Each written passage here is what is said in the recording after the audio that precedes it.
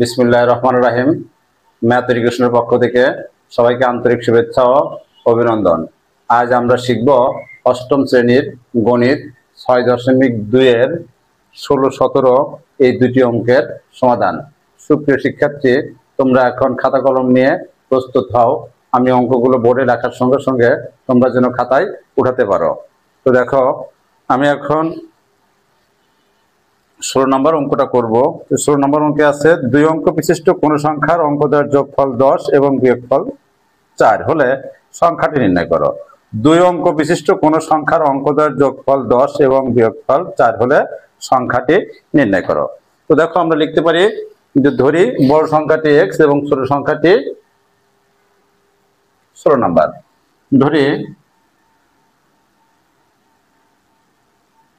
ধরি বড় সংখ্যাটি সমান x, ছোট সংখ্যাটি y। প্রথম শর্তে x প্লাস y সমান কত? অঙ্কদ্বয়ের সমষ্টি 14, অঙ্কদ্বয়ের যোগফল 10 এবং বিয়োগফল 4। তাহলে অঙ্কদ্বয়ের যোগফল কত? 10। সমীকরণ 1। দ্বিতীয় শর্তে বিয়োগফল, তাহলে x মাইনাস y সমান কত? 4। সমীকরণ 2। দেখো, বলছে অঙ্কদ্বয়ের যোগফল 10 এবং বিয়োগফল 4 হলে সংখ্যাটি নির্ণয় করো। আমরা সংখ্যাটি নির্ণয় করব। দেখো এখান থেকে, তাহলে আমরা লিখতে পারি এখন 1 যোগ 2 হতে পাই। 1 নং এবং 2 নং আমরা যোগ করব। যদি যোগ করি তাহলে দেখো x plus y equal to 10, x minus y equal to 4। তার যোগ করলে অবশ্যই চিহ্ন পরিবর্তন হবে না, y ক্যান্সেল, 2x সমান 14 বা x সমান 14 ডিভাইডেড 2, সুতরাং x equal to 7। দেখো x এর মান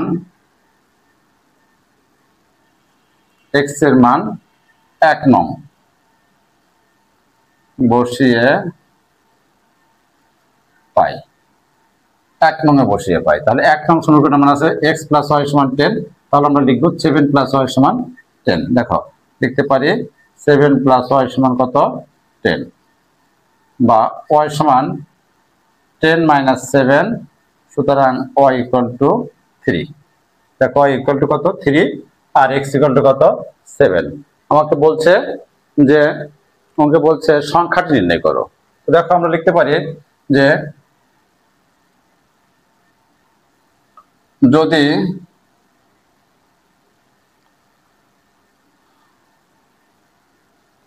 দশক স্থানীয় অঙ্ক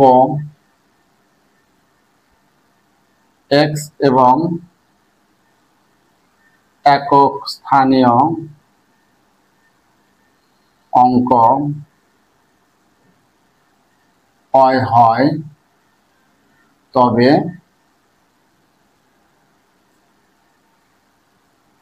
সংখ্যাটি হবে দশক স্থানীয় অঙ্ক x এবং একক স্থানীয় অঙ্ক y। তাহলে সংখ্যাটি হবে 10x plus y। 10 into x এর মান কত আসে? আমার x এর মান দেখো 7 প্লাস y এর মান 3। তাহলে 7 10 70 যোগ 3 সমান 73। আবার দশক স্থানীয় অঙ্ক y এবং একক স্থানীয় অঙ্ক x হলে সংখ্যাটি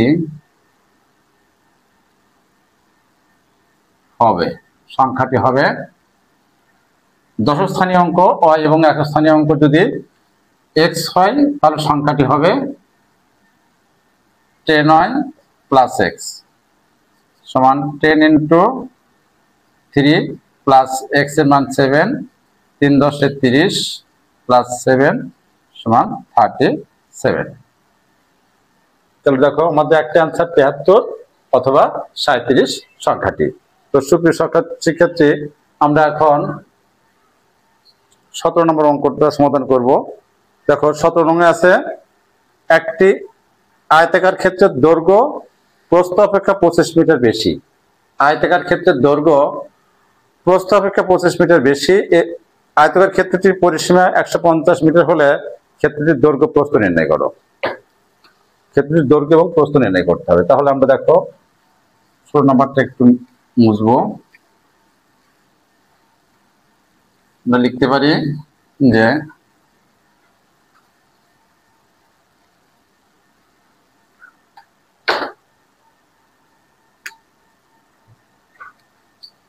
নাম্বার আমার 17। ধরে আয়তাকার ক্ষেত্রের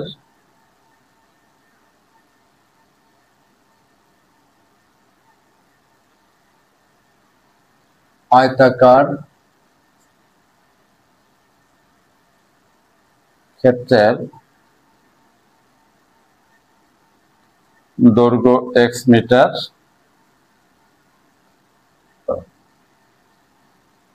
প্রস্থ y মিটার। প্রথম শর্তে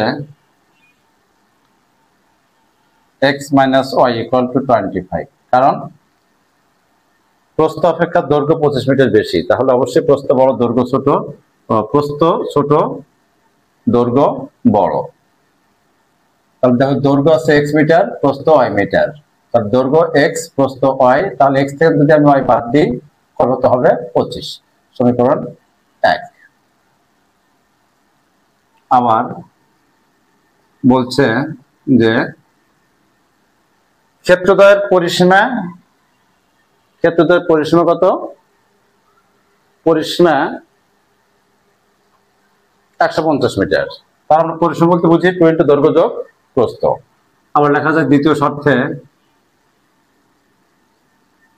2 ইন্টু দৈর্ঘ্য যোগ প্রস্থ, অর্থাৎ x প্লাস y সমান কত? 150, বা x প্লাস y সমান 150 ডিভাইডেড 2, সুতরাং x plus y equal to 75, সমীকরণ 2। দেখো সমীকরণ 1 এবং সমীকরণ 2 পেয়েছি, এখান থেকে আমরা x এবং y এর মান বের করব। দেখো এখানে আছে x minus y equal to 25, x plus y equal to 75। তাহলে আমরা লিখতে পারি 1 যোগ 2 হতে পাই। 1 এবং 2 নং সমীকরণ আমরা যোগ করব। তো যদি যোগ করি তাহলে আমরা লিখতে পারি x minus y equal to 25 R x plus y equal to 75। তাহলে y কাটা যাবে 2x equal to 75 বা 25 100, বা x equal to 100 divided 2, সুতরাং x equal to 50। এখন x এর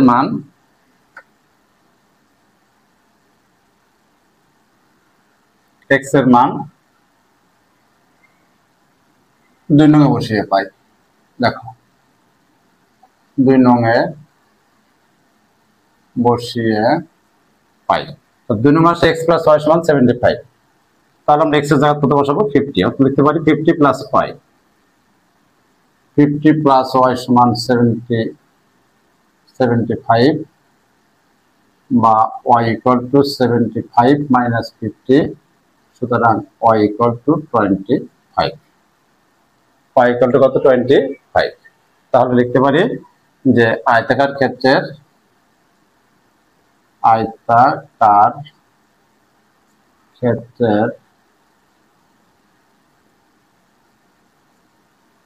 দৈর্ঘ্য 50 মিটার এবং প্রস্থ 25 মিটার। তো সুপ্রিয় শিক্ষার্থী, এ পর্বে আমার 16-17 নম্বর অঙ্ক সমাধান করার কথা ছিল, যা আমাদের কমপ্লিট হয়েছে। সো এই অঙ্ক দুটি বুঝতে তোমাদের যদি কোনো প্রকার সমস্যা থেকে থাকে তাহলে অবশ্যই কমেন্ট বক্সে জানাবে, তাহলে আমরা পরবর্তীতে সংশোধন দেওয়ার চেষ্টা করব। আর যদি ভালো লেগে থাকে তাহলে অবশ্যই লাইক, কমেন্ট এবং শেয়ার করবে। আল্লাহ হাফেজ।